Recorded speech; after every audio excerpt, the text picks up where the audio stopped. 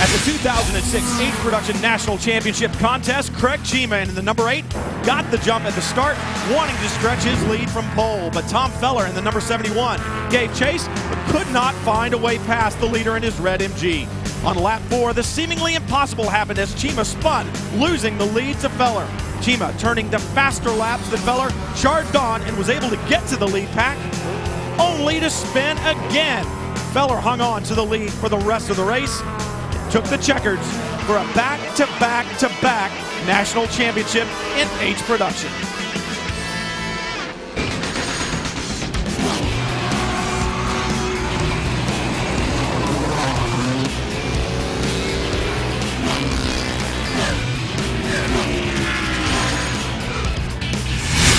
Competitors in H Production are getting tired of seeing yellow when they come to the SCCA National Championships, and I don't mean yellow flags, I mean the yellow Triumph Spitfire of Tom Feller. Feller going for the four-peat, 4 victories in a row at the National Championships, and that is quite a feat. And if anyone is going to steal the crown, it could be Don Barrick in his Volkswagen Scirocco. Barrick, undefeated so far in 2007, he wants to remain that way and steal the crown. And don't count out Chris Christenberry. He won his division. He's faster every time he gets to the racetrack. And if you see a yellow Triumph Spitfire in victory lane, it could just belong to Chris Christenberry. That's 3 of the protagonists in H Production. For more, let's go to Dorsey Schrader. Dan Miller is the Central Division champion, and it's his first year in this Datsun 510. Now, the Datsun 510 has got one of the largest engines in the field at 1,600 cc's. However, it's also one of the biggest cars and the heaviest. Hasn't kept him from winning. He's won 3 times out of 5 races. Now, Matt Brennan was wanting to build a new car for the Runoffs and debut it here. Unfortunately, he fell early, got the flu, and when it came to crunch time, no time to complete the car. He's back and over-reliable. Also out of that same division, Central Division, 3rd place. Ron Bartel's a competitor in H Production for a long time. 2-time national champion, both in 2000 and in 01. Well, new engine program here, and he's looking for another championship. He's got 3 wins this year. Which guy will win the national championship will be decided next.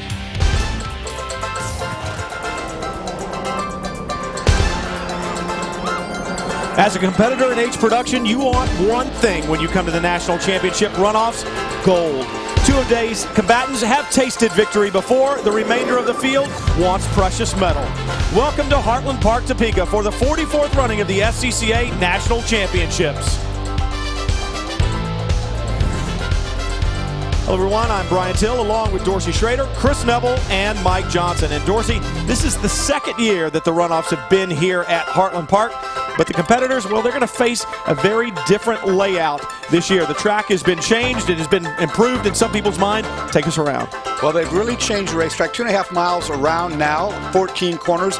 Major reconstruction of turn 1 and 2, much faster than it used to be. And back where we used to call a bus stop, turn 9, it's opened up as well. What it's done is made the racetrack separate in 2 different sides. From turn 1 to turn 9, this whole section, very, very fast. On the other side, right through here, very, very twisty. So you got a horsepower end of this racetrack and a handling end. Well, and the battle is for H Production. We talk about how good Tom Feller has been over the years in his Triumph Spitfire, but a lot of different makes have won this class. Really, the Austin Healey Sprite has been the most dominant. But talk about these H Production cars. I know you know them well. Well, this is where I got my start. The difference between this category and others is there is no age limit on the chassis. In fact, we have 2 cars that are from 1959, 48 years old.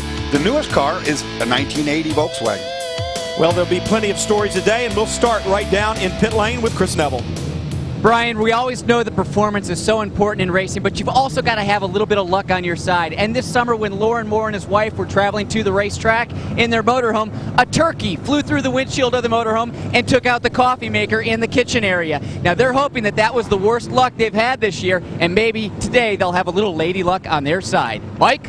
Well, going to that lady luck, car 64 in the 11th spot is going to have a great day because there's 4 cars in front of him missing. 10th, 9th, 8th, 6th, even 13th haven't showed up to the grid. We're less than 2 minutes to the start. There's some sprinkles on the false grid right now, and I think a lot of teams are still back at the garage trying to decide if they should put rains or slicks on. So it could be a very decisive battle on which tire people are starting to use, and now these cars are just starting to come down to the last second, and it looks like they're on slicks, guys. Well, the real question I have is, how'd the turkey taste?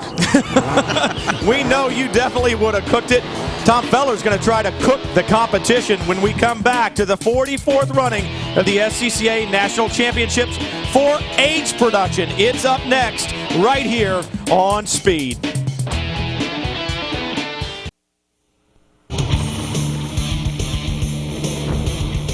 Welcome to the 44th annual SCCA National Championships. This time it is for H Production. 50 national titles have been handed out in this class, 41 of them since the runoffs started, and that is a lot of gold medals that have been handed out. Right now, the Volkswagen pace car out in front of this A Production field as the field gets lined up and ready to go. It should be a great H Production battle here from this new layout at Heartland Park, Topeka, a faster racetrack than we have seen in years past. The field getting lined up, as I said, behind the Volkswagen pace car, the official pace car of the SCCA now. We'll take a look at the grid. Tom Feller on the pole, Ron Bartel alongside, two former national champions. But you see the way the grid lines up, interestingly enough, 8th, 9th, and 10th, Andrew Wright, Matthew Brannon, Thomas Roaring, they'll have to start at the back. They did not make the grid. And what about 6th place, Dorsey? Well, exactly. Chris Christenberry didn't even show up on the racetrack at all, so we don't know what happened. He's one of the guys we picked to possibly win, as was Matthew Brannon. Now, the reason they have to go to the back, there's a 5-minute marker that you've got to be on the grid in your position within 5 minutes of the green flag. These guys didn't make it, so they go to the back as you look at some more of them. Dan Miller rolling off in 11th. He's a divisional champion, as is Mike Cummings, and there's a look at 21st through 25. Now, the skies have something to do with these guys being late to the grid because it is beginning to drizzle a little bit, Chris. Well, Brian, you look at John Salisbury back in 7th place. He's finished at the runoffs 4th 3 years in a row. Now, the big change this year is SCCA added 121 pounds to that little Austin Healey. That's an 8% increase to the overall weight of the car. Even after a season of racing, he's still trying to manage that weight. Mike? Well, you know the runoffs are hard enough as they are, but try changing motors after every session to try to compete in 2 classes with the same car. Also, you got to change motors. That's exactly what Brian Lynn has done. 1 car, 2 engines, 2 classes. On top of that, he's qualified in both classes with the same car in the top 3. He's had 2 seconds and a third. This year, he's looking for that first gold. Man, that's a lot of work. You're busy anyway. But, you know, they talk about weight added. There's the 81. He has come out to join the fray. That is Jerry Olison. He'll take a start from pit lane more than likely. I think they're going to hold him there, wait for the green flag, and they'll let him go out at the tail. We talked about the skies being a little questionable. It was drizzling a little while ago. Some of the competitors trying to decide whether to run rain tires or slicks. Now, obviously, a rain would get chunked up right now, Dorsey, way too dry. But I think some of the guys may be gambling that the skies would open up and the rain would work. Yeah, it just didn't happen for them if they wanted to go that direction. It's not raining hard enough yet to do anything. They're going to have to go out on these slicks and just take the brunt of it. Remember, these are all sprint races, half hour in length, just about, give or take some.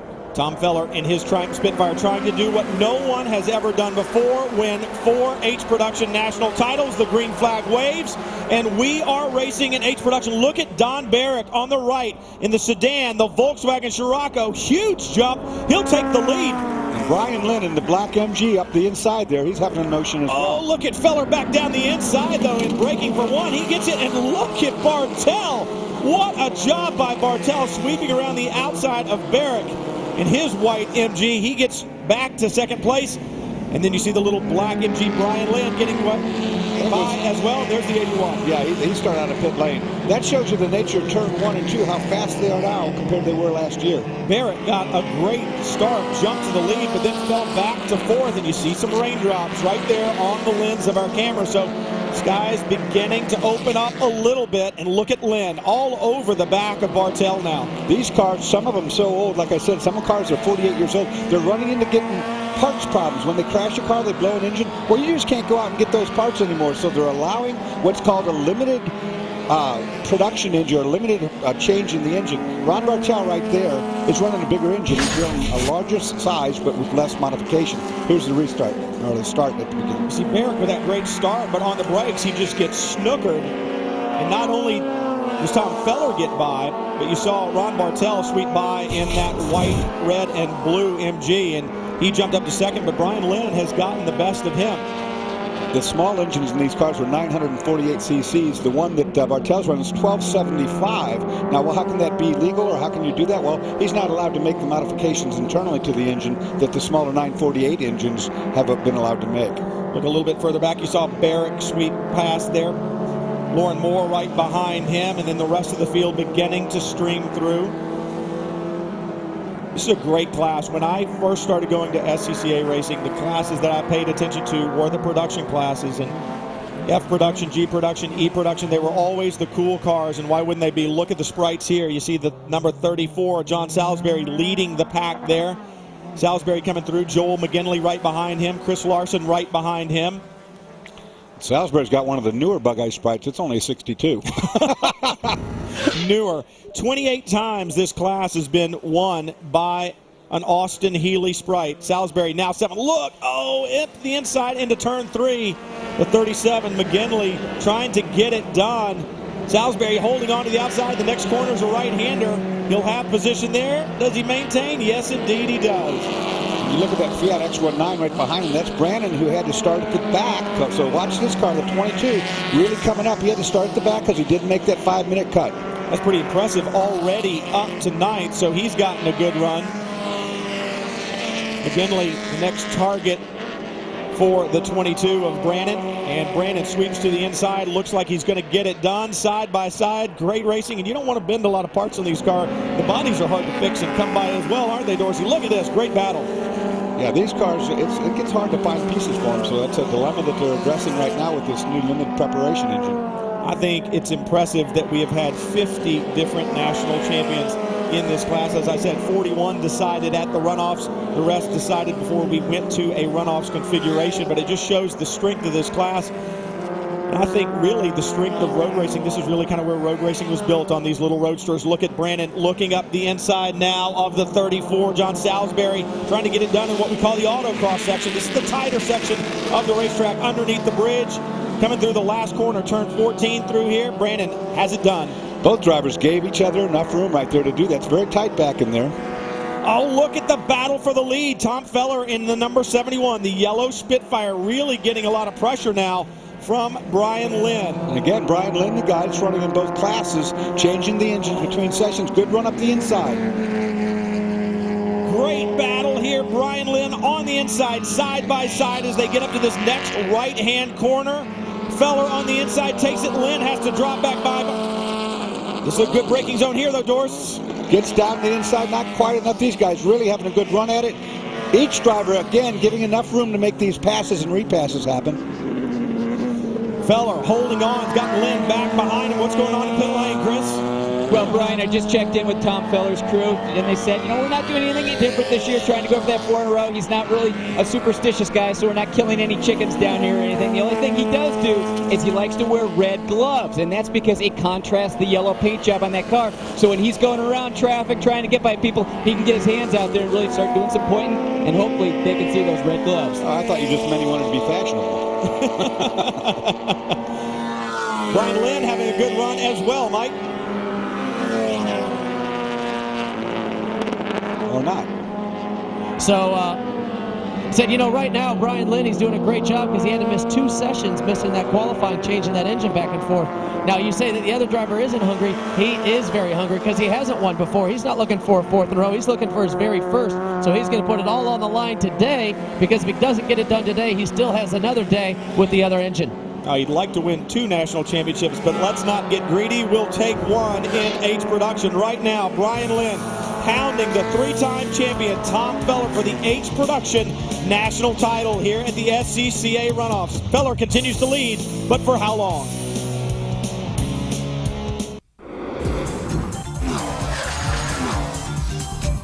If you're ever looking for one of the coolest jobs in the world, come to the paddock and find Don Barrett. He's a counter-terrorism driving instructor teaching people how to get out of evasive maneuvers. What are you going to do for us today? We're going to do a reverse 180 and a forward 180. All right, let's go. Now, what are we going to do now? We're going to show you how to get away from somebody. If the road is blocked, we need to get out of Dodge. So we're going to back the car up, spin around, change direction. And now we're going the other way. We're going to do a 180 here and right back to you guys. Woo! That was a lot of fun. Hopefully we won't be seeing any of that on the racetrack this afternoon. There's nothing special about that. Jim Rockford's been doing that for years. Don Barrett may have taught him how to get it done right now. Barrett running in the 5th spot. It looks like perhaps that Volkswagen just doesn't have the legs that some of the other cars. We saw that great start, but then he got shuffled back, and now he's dropped back considerably. He's running 5th. some 12 seconds back behind the leaders. But if it should rain, we saw a little water in the lens there. If it should rain, this front-wheel drive car will be a distinct advantage over those rear-wheel drive little H production midgets and Bug-Eyes and so forth. Well, that's a great point, Dorsey. You know, it wasn't that many years ago that there were no 10 tops, so to speak, in the H production class, but they certainly are now. You see several of them streaming through right there, and good battles further back. You saw the 81 zip by. Remember, that's Jerry Olison.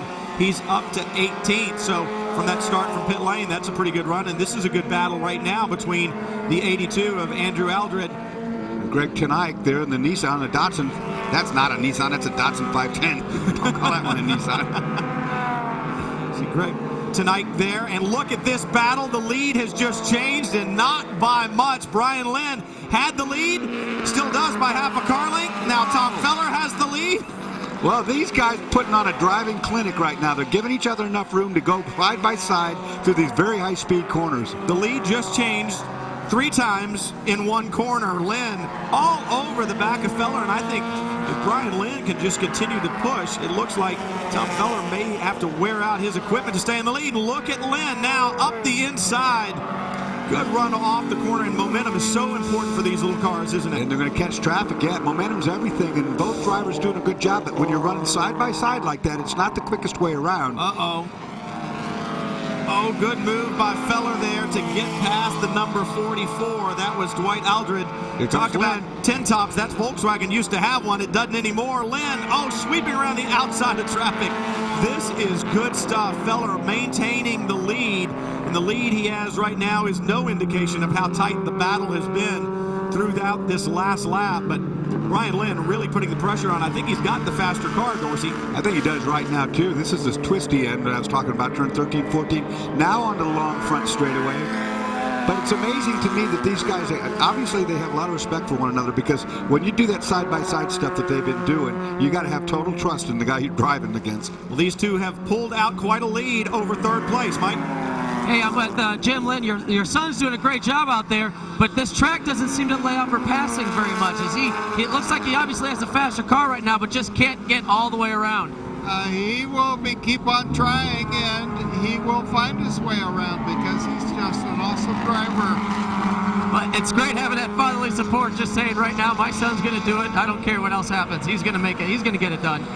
I may agree with Jim Lynn. I think he's got the faster car, and I think Brian's going to find a way by Dorsey. He's just got to do it in a place where he can make it stick. All the passing maneuvers he's done so far, he's gotten blocked at the next corner. Well, that's it. I mean, you look at the ends of the racetrack, and you got a left, and you got a right, and you got a left, so you can't ever get a clear advantage. H production from the runoffs. Feller continues to lead, but Brian Lynn still hounding him. A great battle from here in Topeka.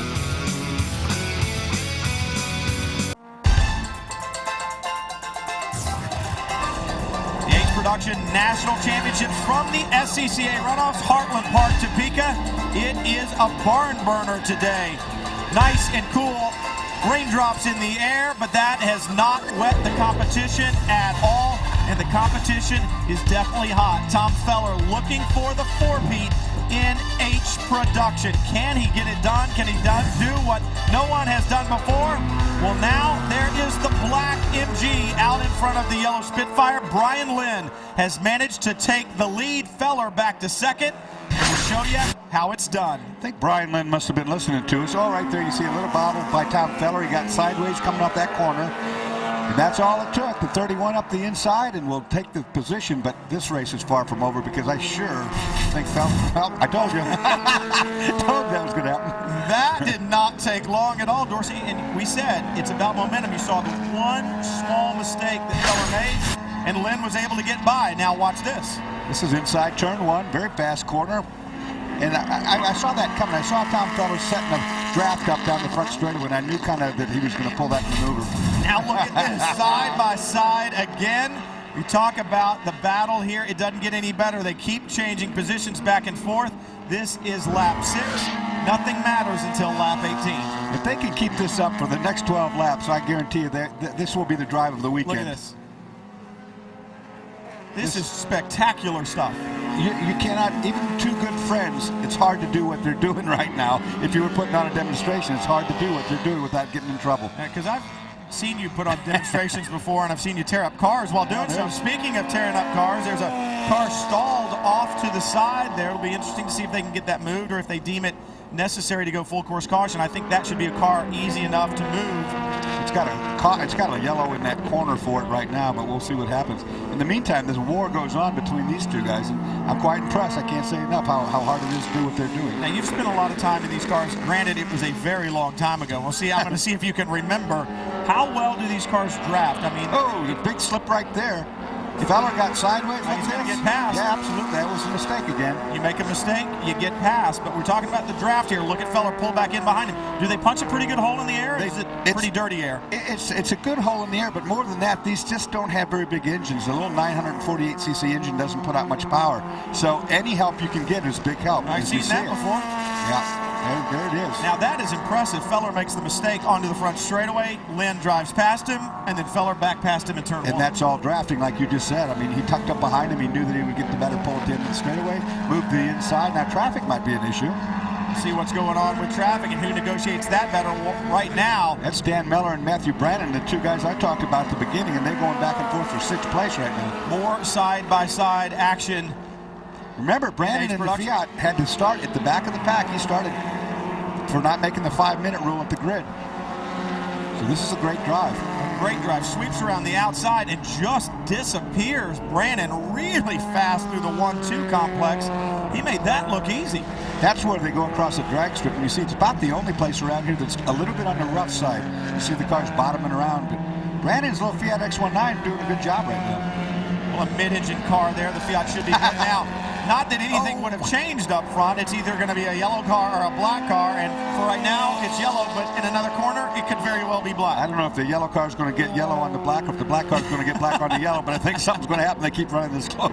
Well, Lynn has gold numbers, so he's got a little bit of yellow, sort of, on the car already, and look at him through the tight sections. All over the back of Feller. Now, this is where Tom made the mistake the last time, was down here coming through turn 14.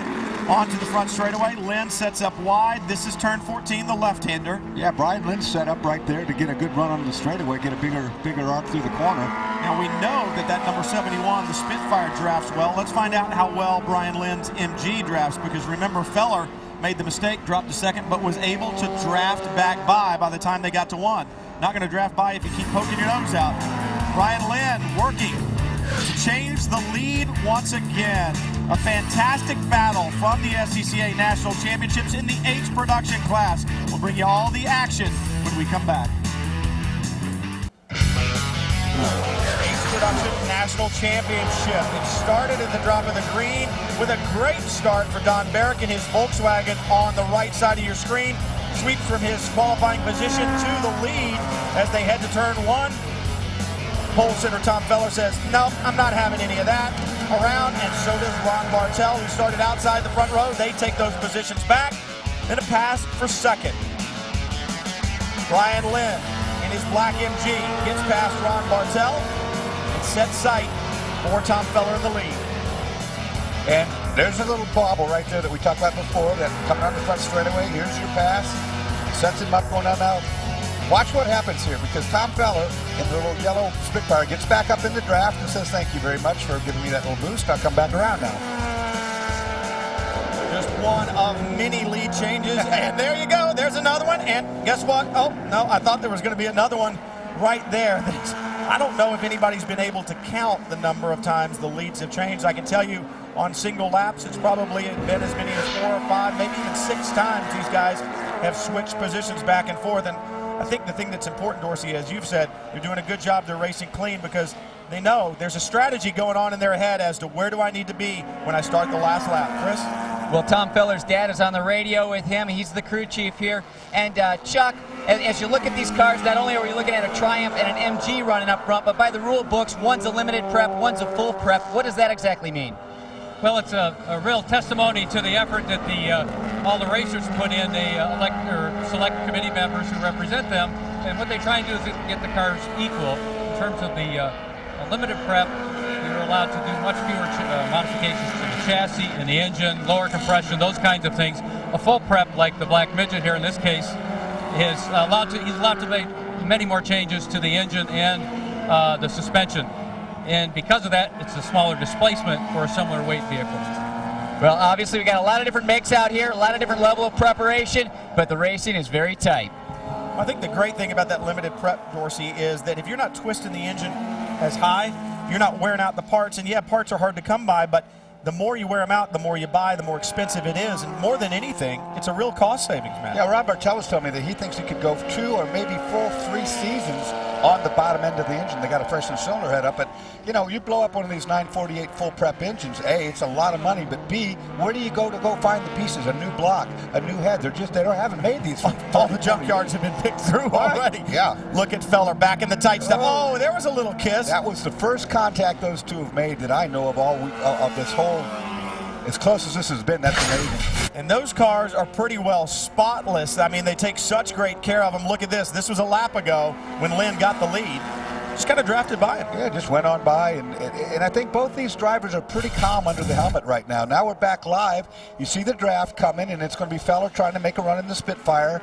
Use the draft of the little MG and get him on top end here. And they got traffic to negotiate. Robert Bax in the red 39 that they're going to sweep by did a great job coming down the front straightaway. He was already pointing. That was not nice. That was very close to car-to-car contact. But for that matter, Brian Lynn really had no choice. Look, here comes Feller up the inside.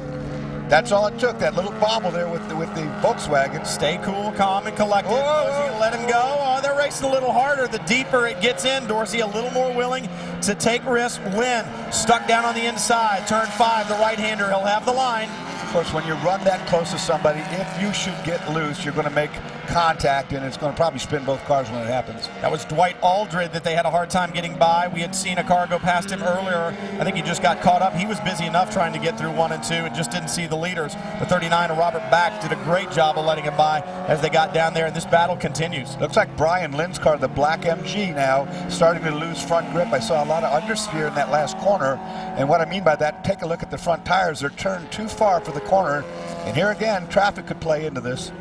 You see that car well offline. That's good. Saying, hey, guys, come on. I'm going to try to give you as much of a shot as I can and let you go by. Great. Look at this. The draft really works for Fellers. It looks like that MG puts a bigger hole in the air, and Feller able to take advantage of that draft. We've seen it repeatedly today. Well, you said it before, too. It's a momentum class, and if anything breaks your momentum at all, you just fall victim to the guy behind you. More than halfway through the H production battle from the SCCA Runoffs. We'll bring it all to you when we come back.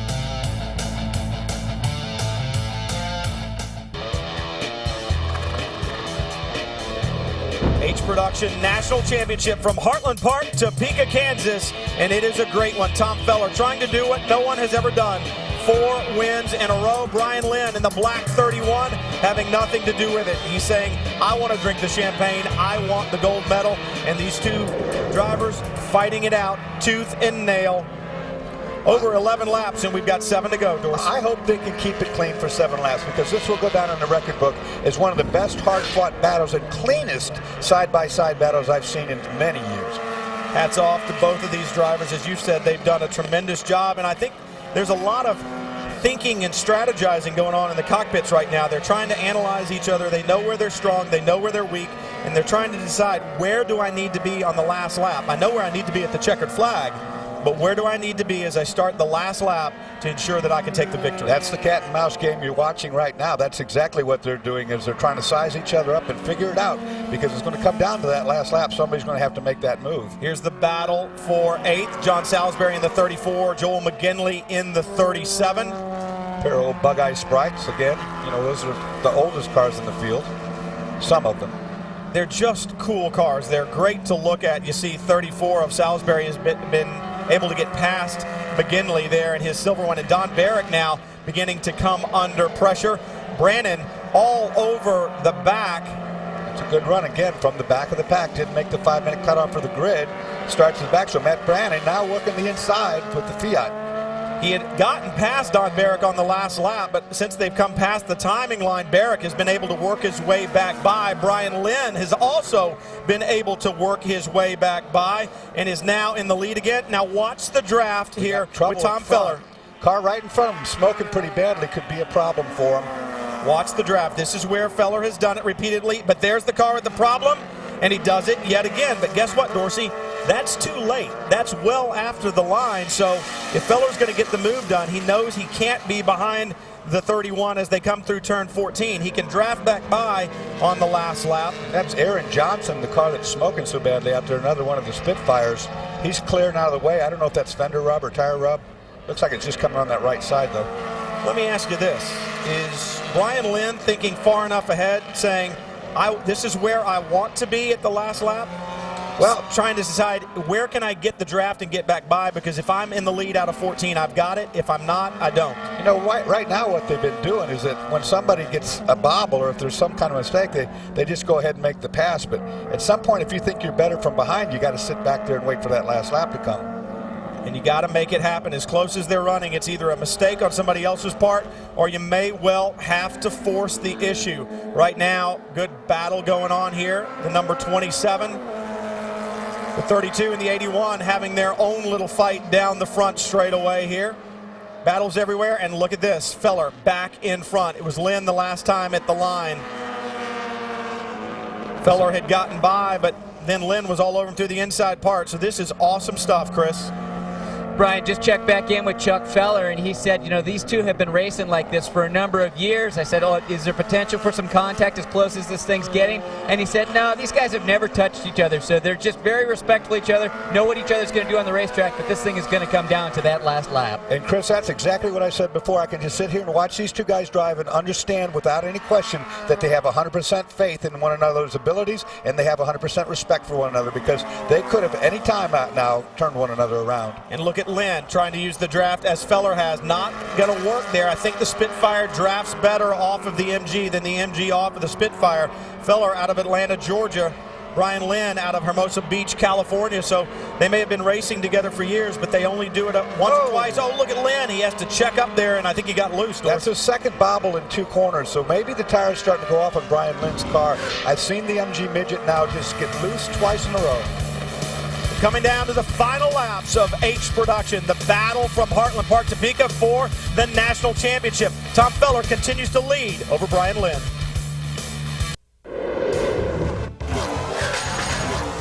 Some of the best battles have family ties, and Dwight Aldrin and his son Drew have been racing against each other at the runoffs for the past 3 years.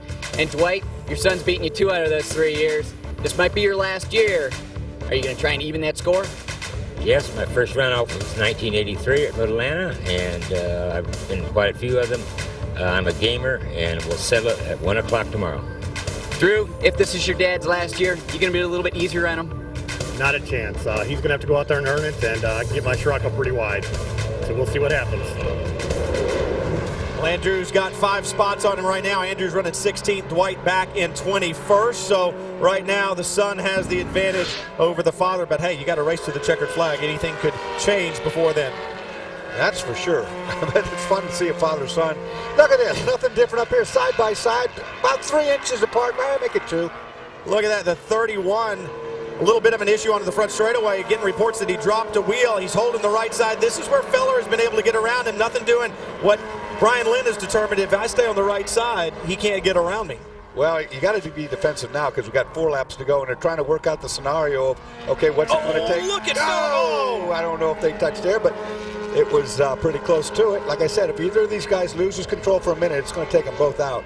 This is great stuff. Ron Bartel, we can't forget about him. He is your final podium position right now, but he is 28 seconds behind this battle and trouble in front. Another smoking car right in front of him. That could be a problem. Mike? Rita, you've seen your husband finish twice, second twice, and third once. What does he have to do to win today? He's going to win today. We came here to win. He's doing a great job out there. We are going to win. All right, back to the lead. Man, it's exciting. We saw the car in front with the smoke out of the back. It must have been oil because Feller loose off that corner. Yeah, I saw that oil smoke, and I knew something was up. Tom Feller slides, goes off the racetrack. Brian then capitalizes, takes the lead.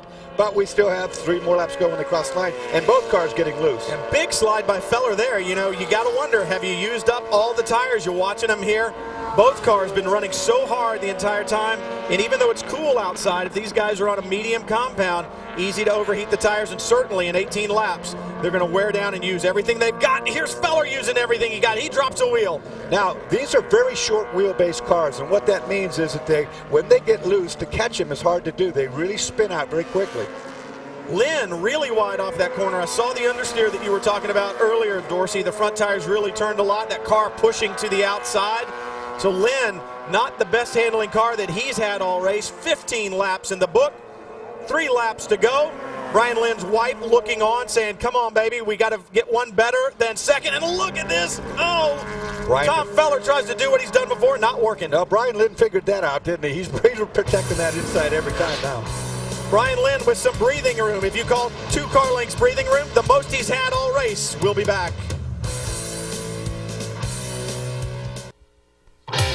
H Production National Championship from Heartland Park, Topeka. The runoffs, the goal for the gold.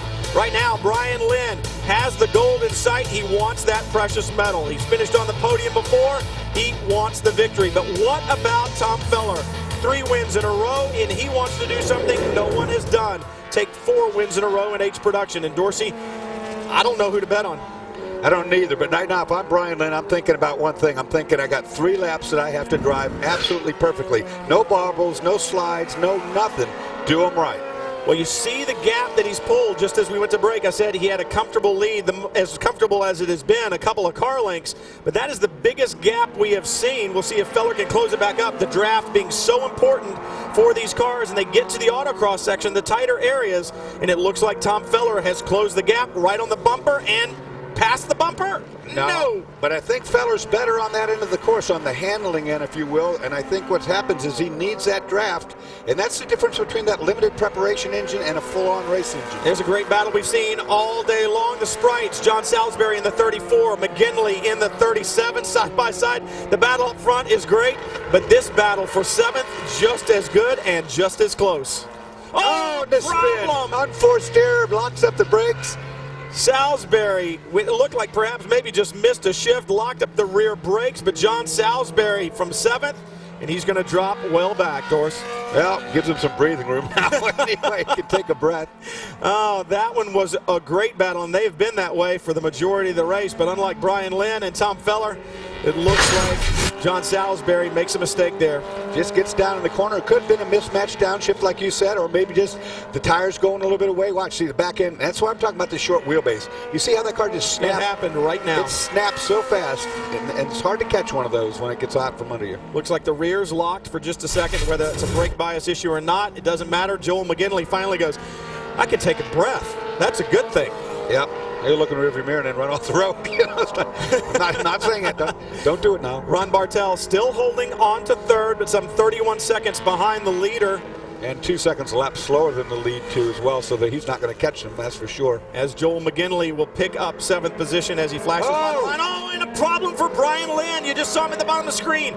Dropping a wheel off. Feller has now gotten back by. Boy, and that might be for the last time. We've got 2 laps to go. That was the mistake I said you could not make. In the tighter areas, this is where Feller has been quick, but let's take a look and see what happens. This is through the fast bus stop, just a little wide. Just got in too hot, didn't make his apex, went wide off the road. Good save here, but like I said, I need 3 perfect laps to make this thing work. That's in that 8-9 complex, a newer area of the racetrack that's been reworked, but Lynn, a great drive off of 14. Yeah, but you know what? He popped out of the draft too soon. He should have stayed. Here's the one to go. 17 in the books, 1 to go. Lynn on the inside. He's got the line into turn 1 if he can hold it. This is where Feller has been so good. Lynn not able to hold him on the outside. They're going to... No, they didn't touch. That is some good discipline right there, because that would have been an easy place to lay a fender on a guy. Spectacular stuff. Feller looking up the inside on the way into 3. Nothing doing here. 4 and then 5. A hard braking zone for turn 5. We'll see if Feller can shove it in. Here we go. Heavy braking. His next best opportunity is off the next couple corners, up here in turn 7. Get the run there and carry that little slide. That hurts him. That's going to hurt. This is where you're talking about, Dorsey. This is where he needs the run off of 6. A climbing turn from here through turn 7. You need to have that perfect run, and he's got a good one. He's already closing the gap. Yep, now you want to tuck right in that draft, stay right as close as you can, try to make that pop out going into 8 and 9. 8 and 9. Brian Lynn saying, do not do what you did last time, Brian. You got to get through here cleanly. Remember, this is where Lynn had his problem. It was wide of the apex. He was in the grass, in the dirt at the exit. This time, right on the paint. Right on the track out curve. He's going to stay driver's left. You know he is. Now here's the block there. You know, had to go for it. You see him looking in the mirror. He's not going to give up that inside. No way. Now, fella. Oh, he loses it. He spins the car on his own. He was looking in the rearview mirror and got himself offline. 3 corners from a national championship. Not a mistake all day long. Brian Lynn. His national championship in H production is gone. Now he's out in the field completely. Look, he just touched his helmet. He said, he knows he threw it away right there. Tom Feller onto the front straightaway. He will do what no one has done before. 4 national championships in a row in H production. He can coast across the line, and he earned this victory. It wasn't handed to him by any stretch of the imagination. Well deserved, and what a drive. Both drivers. It's a shame there that Brian Lynn spun the car out on the last lap, but man, they put on a show. If you could see 25 races at the runoffs like this, you would not be able to have a seat in the grandstand. They would be full, and that was absolutely spectacular. History being made at the 44th running of the SCCA National Championship runoffs. Brian Lynn celebrates the victory. We'll be back for the champagne and the gold. The H Production National Championships from Heartland Park, Topeka. It has been a great one. 6 times Tom Feller has come to the runoffs. 4 times he will leave with a gold medal. Chris. Down here, Tom Feller in pit lane. His mom, Jill, has the gold ribbon right here ready to put around Tom's head as he gets his helmet off. Still working on that helmet. Yeah, it's definitely worn out. Sounds like it was probably the toughest race he's ever had. Tom, that was an awesome battle out there between you and Brian Lynn. We were all over. You guys were side by side. Have you ever had to work harder for a win? Never. The only other time was Dan Collishaw, but Dan never got up beside me like that. Brian is a top shelf racer. That was great. That last lap, he was coming down the front straightaway, got around you. Did you think you were going to be able to get your 4th win? I had a few plans, but we ended up lap traffic kind of screwed us up, and I was able to get around him in 10. Well, he goes for 4 in a row. He played it so cool, he's got to have ice in his veins. Mike? Brian, we're already talking about that as being the race of the weekend, and you guys went wheel to wheel, changed positions maybe 9-10 times. How'd you guys race so close without ever touching each other? Well, Tom's pretty clean, and we had a good race. It was a lot of fun. Disappointed to finish second, but it was my mistake, and I can't do anything about that. Well, yeah, I got to ask, what happened? Just go in too hot, or what happened there? Tom was looking underneath me in 10. I kind of distracted me for a second, and that's all it took. Well, he was only 3 quarters away from his first national championship, and he's got 1 more shot this weekend in this same car, guys. Well, that will be one of the best drives. Unfortunately, that's not a happy ending, but somebody was going to win and somebody was going to lose this race. Nonetheless, these 2 drivers put on the best demonstration of how to get it done right I've seen in many, many years. I say fuel them up, throw some tires on them, let's go do it all over again. Yeah. Give me some more. I'm not done with you yet. That was definitely worth watching again. Feller and Lynn, we talked about them. Ron Bartel with that good run. And what about Matt Brannon? He had to start at the back when he didn't make it out to the grid, and he had a good run all the way up to 5th. Yeah, normally a run like that. Yeah, John Salisbury had a great run as well as you look through the second 10. Great battles all around this racetrack. Dwight Aldred, we talked about him back in 19th. It could be his last runoff. And Barrick obviously had some type of a problem. He dropped a lot at the end. Chris. Well, last year was a year that everything went wrong for Ron Bartel. He had 2 wins back in 2000 and 2001. Ron, you were hoping to get back to the Magic this year. Is 3rd place a disappointment or a little bit better than what you had last year? Well, it's certainly better than last year. It's a disappointment. After you win one of these things, anything other than first is a big disappointment.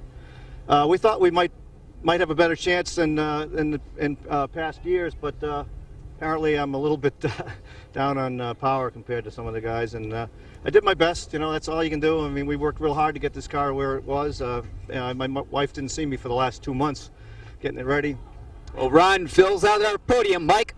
Hey, Lauren Moore, 4th place, best race ever. Congratulations. Thank you very much. I gave it my best. I gave it a run, and 3rd gear, missed it again, and I was out of tires and couldn't catch them again. So that was it. Well, you did a great job. Good job.